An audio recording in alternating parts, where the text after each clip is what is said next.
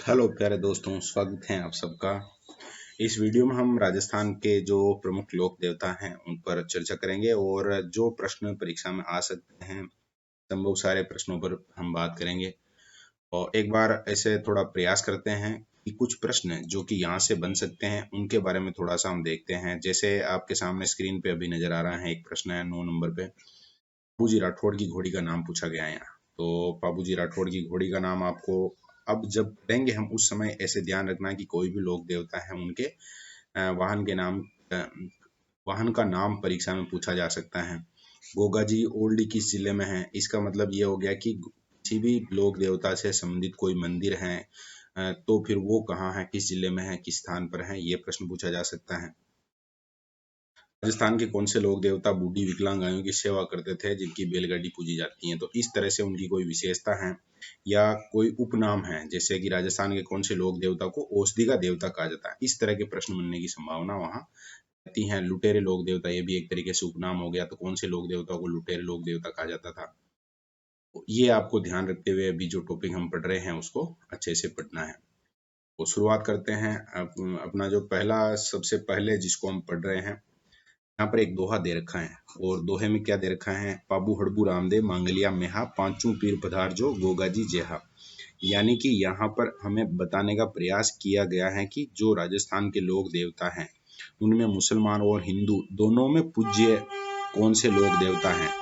तो उनमें पाबू जी हैं, इन पाबू जी के अलावा हड़बू जी हैं, रामदेव जी हैं, मेहा जी मांगलिया हैं और गोगा जी हैं। ये पांचों लोक देवता ऐसे हैं जिनको हिंदू भी पूजते हैं और मुस्लिम भी पूजते हैं। मतलब दोनों धर्मों के लोग हैं जो समान भाव से इनको भगवान मानते हैं। और यहाँ पर नाम देख सकते हैं, वापस से यही सेम रिपीट किया गया है नाम। तो ये आपको ध्यान रखना, बाबू जी, हड़बू जी, रामदेव जी, मेहा जी मांगलिया और गोगा जी। और एग्जाम में यहाँ से प्रश्न कैसा बनेगा? एग्जाम में हमसे पूछा जाएगा कि निम्न राजस्थान के लोक देवताओं में से निम्न में से कौन से लोक देवता पांच पीर में नहीं है, पांच पीर में शामिल नहीं है, इस तरह का प्रश्न आएगा। तो उसमें चार तीन नाम यहाँ से मिलेंगे और एक नाम अलग आएगा। जो जो अलग आएगा उसको सही करना रहेगा। पहले पूछा गया है तो इस तरह से इसको याद रखना है, जो आपको अनिवार्य रहेगा। अब आगे हम बात करते हैं बाबू जी के बारे में। यहीं से हम शुरुआत कर रहे हैं ये जो टॉपिक है उसको पढ़ने की। तो बाबू जी के बारे में जितनी भी बातें हैं, जैसे शुरुआत करते हैं जन्म स्थान से। जन्म कहाँ हुआ था? कोलूमंड में। जोधपुर में एक कस्बा है कोलूमंड। अब परीक्षा में पूछ लेते हैं कि बाबू जी राठौड़ का जन्म कहाँ हुआ था? तो कोलूमंड, याद रखना। पिता का नाम धांधल, मम्मी का नाम कमला दे और पत्नी का नाम फूलम दे अथवा सुप्यार दे, जो कि अमरकोट की राजकुमारी थी। बाबू जी की घोड़ी का नाम अभी जस्ट हम प्रश्न देख कर आए हैं। जो हमने प्रश्न देखा था यहाँ, ये रहा। बाबू जी राठौड़ की घोड़ी का नाम क्या है? तो जब भी नोट्स में हम जब पढ़ रहे हैं उस समय आपको ध्यान देना है। यहाँ पर जो केसर काल में लिखा है, अगर आप यहाँ से इस तरह से याद रख रहे हैं तो फिर वहाँ प्रश्नों में आपको वो चीज काम करनी है। और यहाँ छोटी सी एक कहानी बताई गई है। देवल नामक चारण महिला की गायों की रक्षा कर रहे थे। और रक्षा तो क्या है, यहाँ पर जो कहानी है उसको थोड़ा सा समझते हैं। जैसे ऐसे होता है कि बाबूजी राठौड़ की शादी होती है और शादी होती है का मतलब की बारात जा रही होती है। उस समय उनके दो दोस्त थे। एक दोस्त का नाम था चांदा और एक था डामा। ये दोनों दोस्त कहते हैं कि अपने मतलब दोस्त की शादी है तो सबसे बढ़िया से बढ़िया भाई गाड़ी आनी चाहिए। उस समय गाड़ियां नहीं थी, तो उस समय जब घोड़ी थी। तो दोनों दोस्तों ने कहा बाबूजी से कि भाई वो जो महिला है, देवल चारण महिला है, उसके पास जो घोड़ी है वो बहुत शानदार है और वो घोड़ी अगर हम लेकर चलते हैं वहां पर, उस पर बैठ के अगर बींद राजा चलेगा तो वो जो एकदम से बढ़िया रहेगा। तो बाबूजी जाते हैं उनसे घोड़ी मांगने के लिए और वो महिला कहती हैं कि ये घोड़ी है वो मैं मतलब कि जो गायें हैं उनके साथ रहती हैं और उनकी सुरक्षा के लिए इस घोड़ी का मेरे पास होना बहुत जरूरी है। बाबूजी वादा करते हैं देवल महिला से कि अगर इस किसी प्रकार की तुम्हारे गायों की कोई समस्या आएगी तो मैं किसी भी हालत में है जो उनको उनकी सुरक्षा के लिए वहां से जो शादी है, शादी का कार्यक्रम है, उसको छोड़ कर आ जाऊंगा। और वास्तव में ऐसा ही हुआ। तो देचू गांव है जोधपुर का, वहाँ लगभग वो जो गायें थी उस समय जिंदराव खींची ने वो गायें हैं जो चुराने का प्रयास किया और वो मैसेज मिला फिर बाबूजी को, और बाबूजी फेरों के बीच से उठकर आ गए और उन्होंने युद्ध किया जिंदराव खींची के खिलाफ और उनकी मृत्यु हो गई। तो ये कहानी है। केसर कालमी को आपको याद रखना है। जिंदराव खींची के खिलाफ लड़ाई में मारे गए थे। गांव का नाम देचू गांव है, जोधपुर में है, ये थोड़ा आपको ध्यान रखना है। पाबू जी को किनका अवतार माना जाता है? लक्ष्मण का अवतार माना जाता है। चांदा और डामा की बात यहाँ पर है तो दोनों ध्यान रख लेना, दो उनके सहयोगी थे या दोस्त थे कह सकते हैं। और पाबू जी को ऊंट रक्षक देवता के रूप में भी माना जाता है, यानी कि एक तरीके से ऊंटों की रक्षा करते हैं। ऊंटों को अपने राजस्थान में सबसे पहले लाने का काम भी है जो इन्होंने किया था। और रायका या रेबारी जो लोग हैं, देवासी जो हैं, ऊंट पालक एक जाति है, पाबू जी को अपना क्या मानती हैं? आराध्य देव मानती हैं, अपना प्रमुख देवता मानती हैं। प्लेग से रक्षा करने वाले देवता भी इनको माना जाता है। पुराने समय में जब चिकित्सा की इतनी सुविधाएं नहीं थी, उस समय जो देवता हैं की रक्षा करते थे या इस तरह का विश्वास लोगों में था, तो प्लेग रक्षक देवता के रूप में किसको माना जाता है? पाबू जी को माना जाता है। और पाबू जी के बारे में और भी जो दंत कथाएं मान लो या जो सत्य घटनाएं हैं, उनमें एक है, उन्होंने 7 थोरी जाति के जो भाई थे उनको भी शरण दी थी। कुल्लूमंड जोधपुर में चैत्र अमावस्या को पाबू जी का मेला भरता है, होली के, यानी चैत्र अमावस्या का मतलब हो गया 15 दिन बाद। यानी हम पढ़ रहे थे तो उसमें हमने पढ़ा था कि फाल्गुन पूर्णिमा को होली होती है और उसके 15 दिन बाद यानी चैत्र अमावस्या को कुल्लूमंड में उनका मेला लगता है। पाबू जी की फड़ सबसे लोकप्रिय फड़ है। अब यहाँ पर फड़ है, इसको थोड़ा सा समझना है आपको। कपड़े के ऊपर जो पूरी की पूरी किसी भी एक लोक देवता की कहानी होती है, तो वो चित्रों के माध्यम से इस तरह से, जैसे इसको मान लो कि आप ये एक कपड़ा ही है मान लो ऐसे, और उसमें सीरियल वाइज इस तरह से फोटो वगैरह बना दिए जाते हैं, जैसे लड़ाई वगैरह से संबंधित हैं कुछ भी, जैसे वो मतलब कि अपने यहाँ पर चित्र ज्यादातर लड़ाइयों के या जैसे किसी देवता का जन्म हुआ है क्या है, ऐसी कहानियां जो अलग अलग रूप में इन पर बनी हुई रहती हैं। और जो वो फड़ वादक रहता है, वो जैसे सबसे पहले इस फोटो को देखेगा, इसमें चित्र के आधार पे वो पूरी कहानी कहेगा।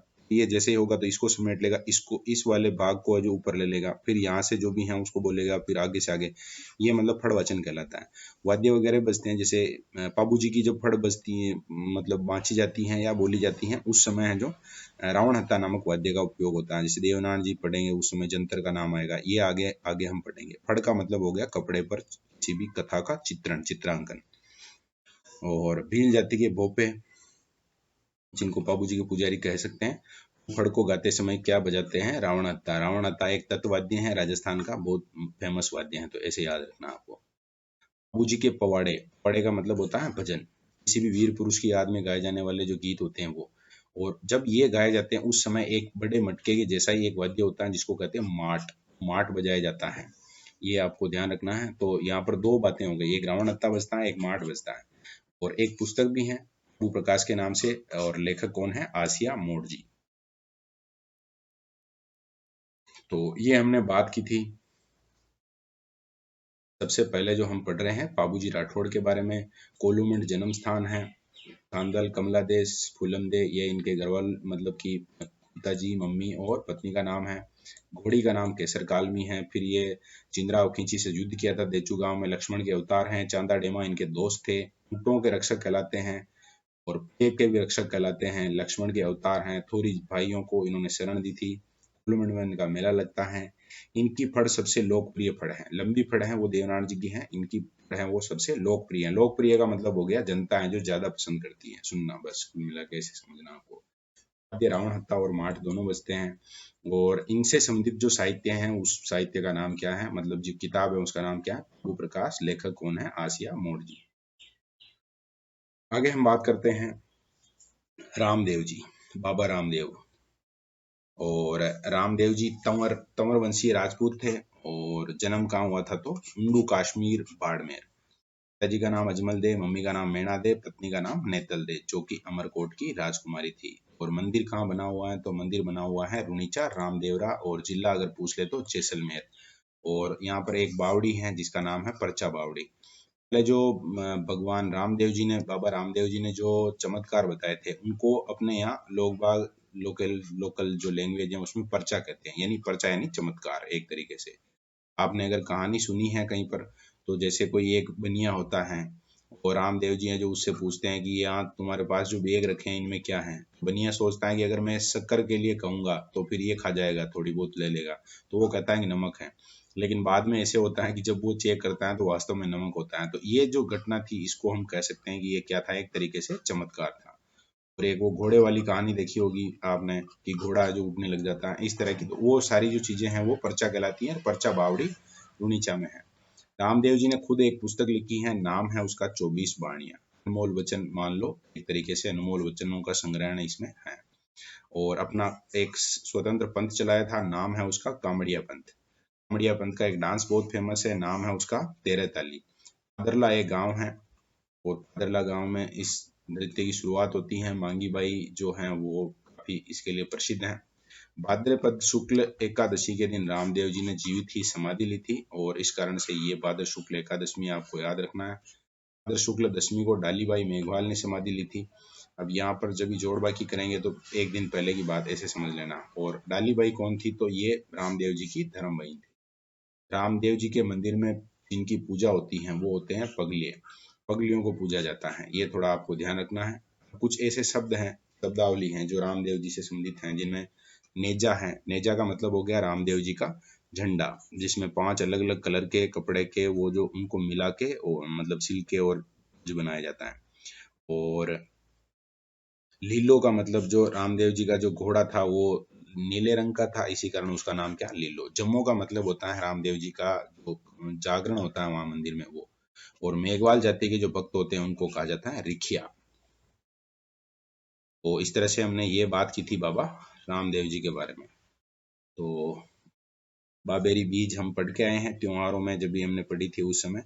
और वहाँ उनका मेला पड़ता है, उसका नाम याद रखना, रूणीचा। बाकी जन्म स्थान उड़ू कश्मीर बाड़मेर है। मूल मंदिर जैसलमेर में है, और जो जन्म स्थान है वो बाड़मेर में है। ये थोड़ी सावधानी रखनी है, पुस्तक पूछी जा सकती है। 20 वाणियां याद रखनी है। पंथ का नाम कामड़िया पंथ है। डांस का नाम तेरह ताली डांस है। और डालीबाई का नाम भी आया याद रखना, धर्म बहन थी इनकी। और पगलिये पूजे जाते हैं। नेजा का मतलब ध्वजा है। लिलो उनके घोड़े का नाम है। जम्मू यानी जागरण है। और रिखिया यानी मेघवाल जाति के भक्त। तो हम बात करते हैं आगे गोगा जी के बारे में। तो गोगा जी चौहान वंश में जन्मे थे, यानी गोगा जी चौहान। जन्म स्थान इनका ददरेवा चूरू। चूरू में एक कस्बा पड़ता है, नाम है ददरेवा। और गोगा जी ने महमूद गजनवी के साथ युद्ध किया था। अब यहाँ से ये शुरुआत होती है, इंपोर्टेंट प्रश्न बन सकता है यहाँ पर। प्रश्न आ सकता है कि गोगा जी का युद्ध किनके खिलाफ हुआ था, किन से युद्ध किया था, तो महमूद गजनवी। और गजनवी ने जब इनका युद्ध देखा था तो इनको उपाधि दे दी थी जाहिर पीर, यानी साक्षात देवता कहा था। अपने मौसेरे भाइयों इनके द्वारा, गोगा जी के द्वारा अपने मौसेरे भाइयों अर्जन सर्जन के खिलाफ गायों की रक्षा करते हुए ये मारे गए थे। पहले के समय इस तरह की स्थितियां बनती थी, जो गायें हैं वही एक तरीके से सबसे संपत्ति हुआ करती थी, और इस कारण से उन गायों के लिए जो लड़ाइयां होती रहती थी। तो अर्जन सर्जन का नाम ध्यान रख लेना, मौसेरे भाई थे, और उनके खिलाफ इनकी मृत्यु हुई थी, लड़ाई मतलब लड़ाई करते हुए मृत्यु हुई थी। ददरेवा के मंदिर को शीर्ष मेढ़ी कहा जाता है, जहां पर वो युद्ध कर रहे थे और उस समय इनका सिर कट के गिर गया था। और बाकी जो शरीर है, ऐसा माना जाता है कि वो चलते चलते कहाँ तक पहुंच गया था, गोगा मेढ़ी हनुमानगढ़ तक, और उसको क्या कहा जाता है, धुर मेढ़ी कहा जाता है। अब यहाँ पर प्रश्न आएगा तो ऐसे आएगा कि शीर्ष मेढ़ी कहाँ है, तो ददरेवा चूरू में है। धुर मेढ़ी कहाँ है, तो गोगा मेढ़ी हनुमानगढ़ में है। सांपों के रक्षक देवता कहलाते हैं। ज्यादातर देवता हैं जो सांपों के रक्षक कहलाते हैं, तो इनमें एक ये भी है, गोगा जी भी। गोगा जी के मंदिर कौन से पेड़ के नीचे बनाए जाते हैं, तो अपने जो पश्चिमी राजस्थान है ज्यादातर वहां पर खेजड़ी के पेड़ होते हैं, तो खेजड़ी के पेड़ के नीचे। और उनका जो मंदिर होता है वो कहलाता है मेड़ी। आपको ध्यान रखना, मेड़ी। और गोगा मेड़ी का मंदिर है वो किस शैली में बना हुआ, तो मकबरा शैली में। मकबरा हालांकि जो मुस्लिम होते हैं उनके बनता है, लेकिन यहाँ पर जो शैली है वो मकबरा शैली है। और इधर थोड़ा देख लेना, हालांकि ये तारीख देखने की आवश्यकता नहीं है। जब भी आर्ट एंड कल्चर में जो चीजें हैं वो बदलती नहीं है, एक बार जो है वो फिक्स रहती हैं। और यहाँ इस मंदिर में क्या लिखा हुआ, बिस्मिल्लाह लिखा हुआ है। और कारण क्यों है, अभी हमने गजनवी की बात की थी कि गजनवी ने इनको क्या कहा था, हर पीर या साक्षात देवता। तो इस कारण से फिर यहाँ ये कहानी शुरू होती है। खिलेरियों की ढाणी सांचो और जालोर में इनकी ओल्डी है। अभी हम जस्ट देख के आए हैं, एक प्रश्न देखा था हमने, और ये रहा गोगा जी की ओल्डी कहाँ है, तो खिलेरियों की ढाणी कहाँ है, जालोर में। तो यानी कि इस प्रश्न का उत्तर ये होगा, और वहां से हमें ये याद रखना पड़ेगा। और ओल्डी का मतलब क्या है ये भी दे रखा है यहाँ पर, छोटे मंदिर को ओल्डी कहा जाता है। तो ये हमने बात की है किन के बारे में, गोगा जी के बारे में। जन्म स्थान ददरेवा है। दोनों मेढ़ियां ध्यान रखनी है, शीर्ष मेढ़ी ददरेवा में, और जो धुर मेढ़ी है वो अपने क्या कहते हैं, गोगा मेढ़ी हनुमानगढ़ में है, याद रखना है। किसके साथ युद्ध किया था? तो महमूद गजनवी के साथ। क्या नाम दिया था? जाहिर पीर। ये थोड़ा ध्यान रखना। अर्जन सर्जन का नाम ध्यान रख लेना। स्थान कहाँ बनाए जाते हैं? खेजड़ी के नीचे, सांपों से रक्षा करते हैं। और इनका जो मंदिर है वो मकबरा शैली में बना हुआ और बिस्मिल्लाह उसमें लिखा हुआ है। अब आगे हम बात करते हैं हड़बू जी सांखला। रामदेव जी के मौसेरे भाई थे। अभी जो हम पढ़ के आए हैं रामदेव जी, और उनके ये मौसेरे भाई थे।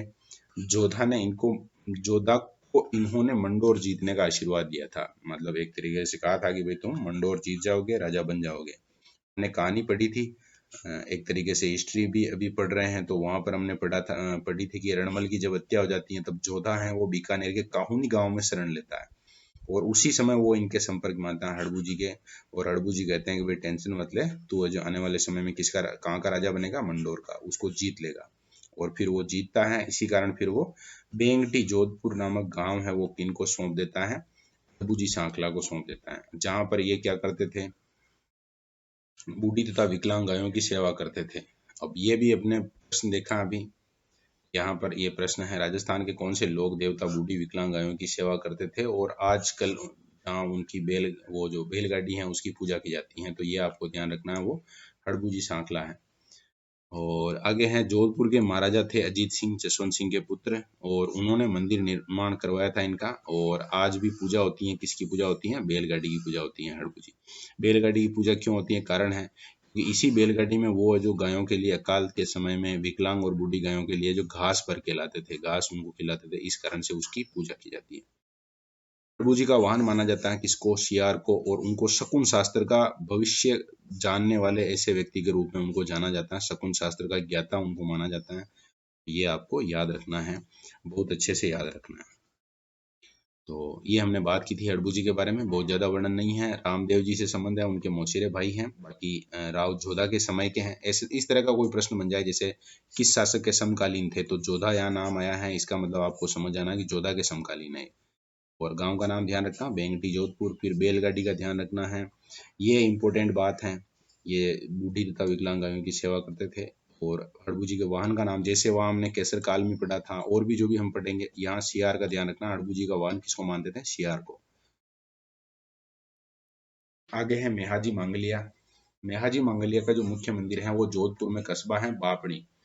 और जैसलमेर के राणक देव भाटी के खिलाफ इन्होंने युद्ध किया था, और उस युद्ध में ये शहीद हुए थे। इनके घोड़े का नाम है किरण काबरा। अब पूछ लिया जाए कि मेहाजी मांगलिया के घोड़े का नाम क्या है, तो किरण काबरा। और किरण काबरा अपने यहाँ जैसे बोला ही जाता है वही शब्द है, थोड़ा सा मतलब ब्लैक एंड व्हाइट इस तरह से कह सकते हैं।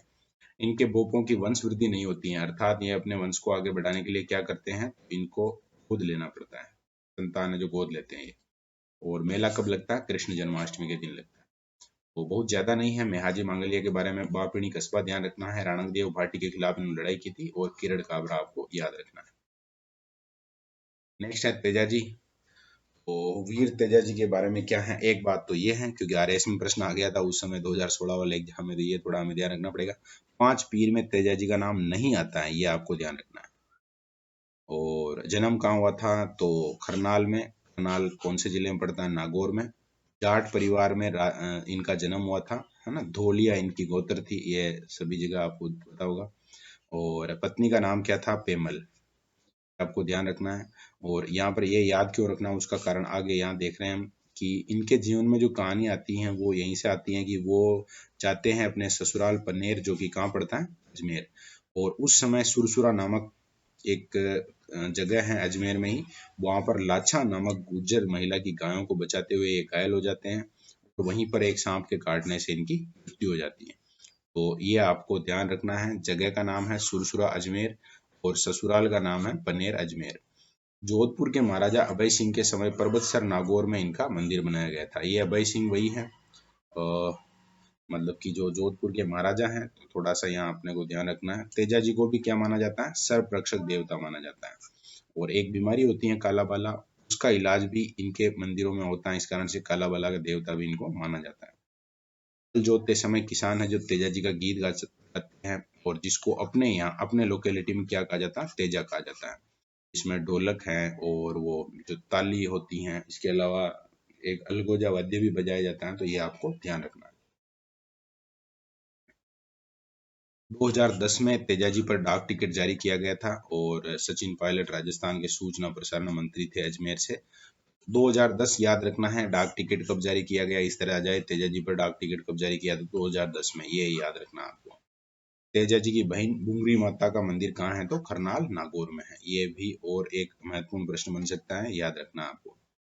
और रिसेंट जो एग्जाम में आए हुए प्रश्न के हिसाब से अगर देखें तो एक ये प्रश्न है जो बना था, तेजाजी का नाम 5 पीर में नहीं आता। 5 पीर में नहीं आता, इसका मतलब केवल हिंदू ही पूजते हैं इनको, ये ध्यान रखना आपको। नेक्स्ट है देवनारायण जी। और देवनारायण जी को क्या माना जाता है, औषधि का देवता माना जाता है, यानी कि एक तरीके से ये मेडिसिन गॉड हैं। तो आयुर्वेदिक जो दवाइयाँ वगैरह हैं इनके बारे में इन्होंने जो जनता है उनको जागरूक किया था। जन्म स्थान है आशीन भीलवाड़ा, और आजकल थोड़े से चर्चा में रहे थे, इस कारण से यहाँ से प्रश्न बनने की थोड़ी ज्यादा संभावना है। तो ये वाला जो है इसको मुझे लगता है कि आप इम्पोर्टेंट मान के चलें। ये वाला पेज है जो अपने लिए बहुत महत्वपूर्ण रहने वाला है, यहाँ से प्रश्न बन सकता है। देवनारायण जी के पिता का नाम क्या था, सवाई भोज। किनका अवतार माना जाता है, विष्णु का अवतार माना जाता है। और औषधि का देवता इनको कहा जाता है। और इनके मंदिर में अपने जैसे दूसरे जो मंदिर हैं उनमें तुलसी के पत्र चढ़ते हैं और चरणामृत वगैरह दिया जाता है, तो साथ में तुलसी दी जाती है। और इनके मंदिर में दिए जाते हैं नीम के पत्ते, और नीम के पत्तों के बारे में हम जानते हैं कि वो होते हैं औषधीय, इसी कारण इनको क्या कहा जाता है, औषधि का देवता कहा जाता है। मंदिर में मूर्ति की जगह इनकी पूजा होती है, ईंटों की पूजा होती है, ये भी थोड़ा इंपॉर्टेंट हो गया, ध्यान रखना है। और इनकी जो फड़ है वो सबसे लंबी फड़ है, मतलब सबसे ज्यादा टाइम लगता है इनकी फड़ बांचने में। और सबसे लोकप्रिय हम पढ़ के आए हैं अभी, तो सबसे लंबी फड़ अगर एग्जाम में पूछा जाए तो देवनारायण जी सही करना है, और लोकप्रिय पूछ ले तो फिर बाबू जी सही करना है। बाबू जी की फड़ जब बांचते हैं तो रावण हत्ता बजाते हैं, इनकी फड़ जब बांचते हैं तो जंतर नामक वाद्य का उपयोग किया जाता है, ये आपको याद रखना है।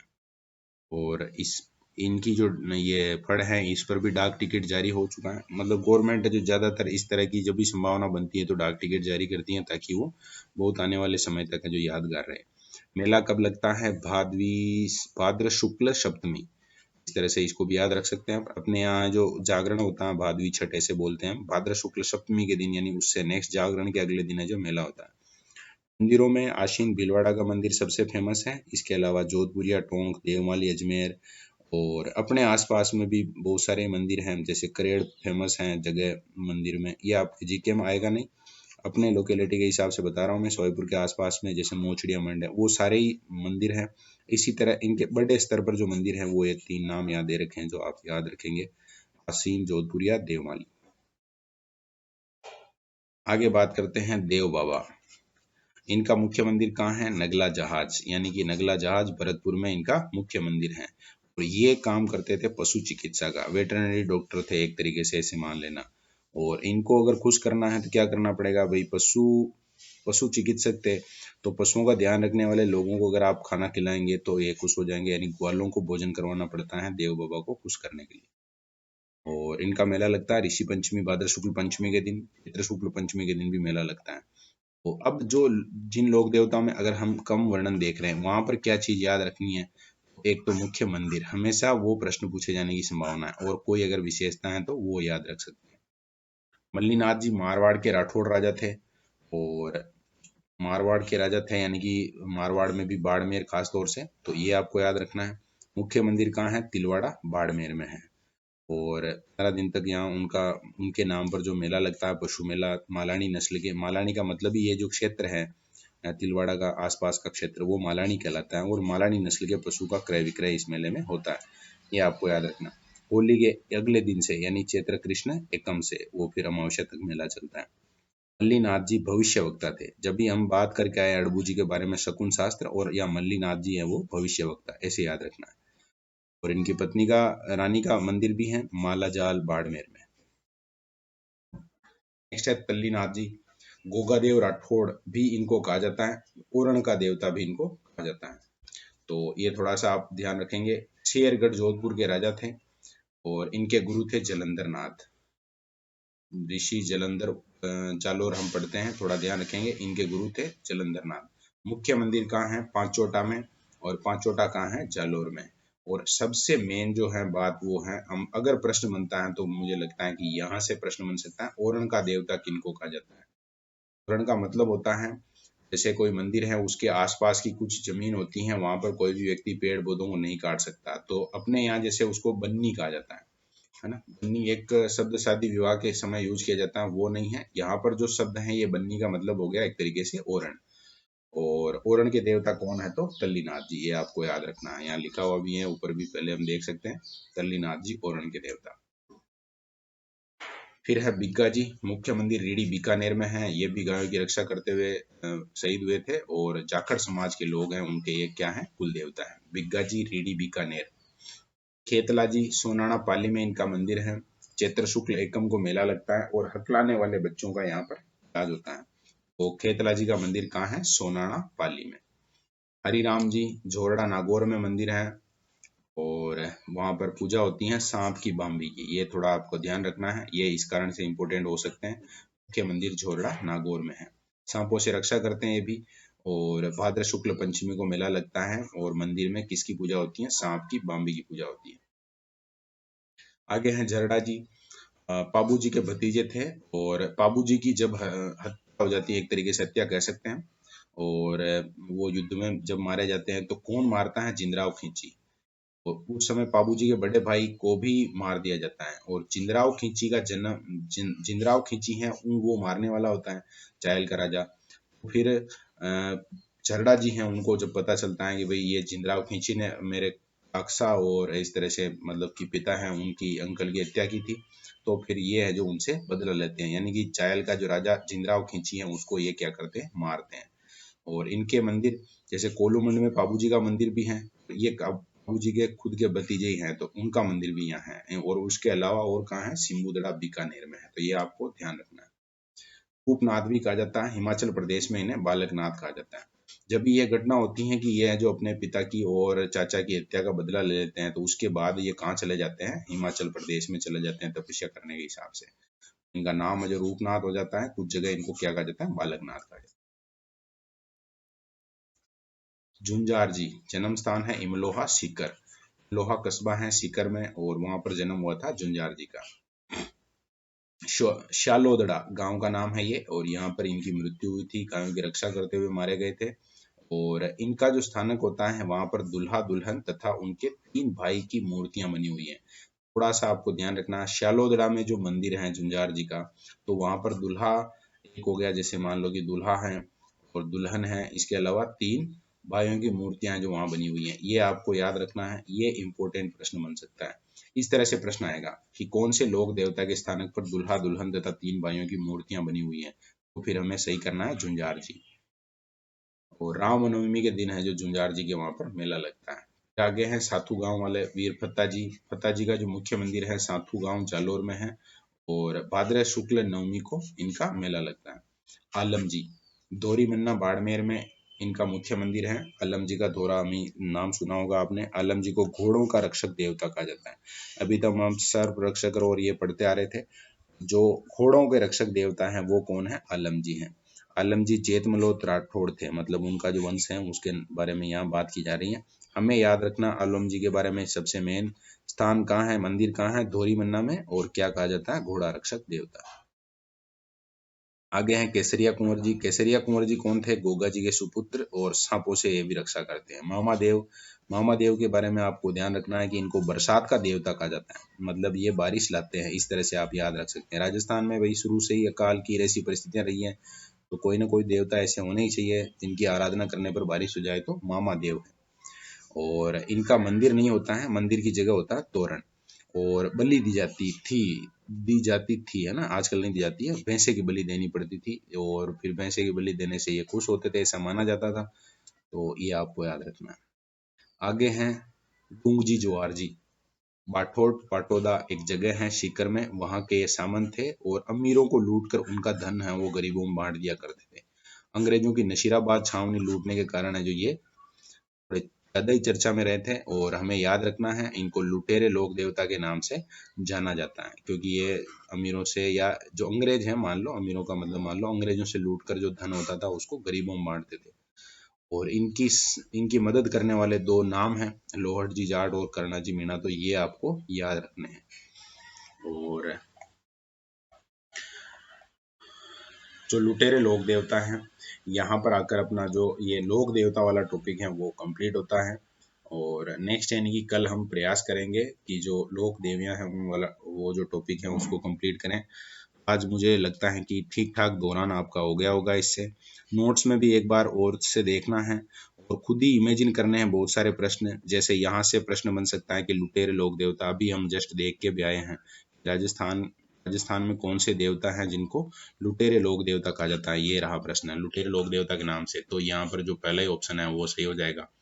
और अभी हम दूसरे मामा देव जी भी हैं जैसे, तो बरसात के हैं, केसरिया कुंवर जी जैसे सुपुत्र हैं किनके, और झरड़ा जी हैं जो रूपनाथ या बालकनाथ हिमाचल प्रदेश में कहे जाते हैं। तो इस तरह की जो चीजें हैं आपको याद रखनी है। प्रश्न खुद बनाते हुए अगर पढ़ेंगे, रिवीजन करेंगे, जब भी मतलब वीडियो देखते समय नहीं, लेकिन जब नोट्स से अगर रिवीजन कर रहे हैं उस समय, तो और ज़्यादा क्लियरिटी आएगी। और बाकी तो मुझे लगता है कि समझ में आई होगी चीज़ें। और भी कोई सुझाव हैं अगर आपके मन में, तो निश्चित रूप से कमेंट बॉक्स हैं जो जिंदाबाद हैं। जहाँ कोई कमेंट नहीं करता है तो आप कमेंट करके और बता सकते हैं। बाकी यहाँ तक अगर आपने वीडियो देखा है तो ज़रूर आप इच्छा शक्ति तो रखते हैं, निश्चित रूप से आप सफल भी होंगे। ओके, धन्यवाद।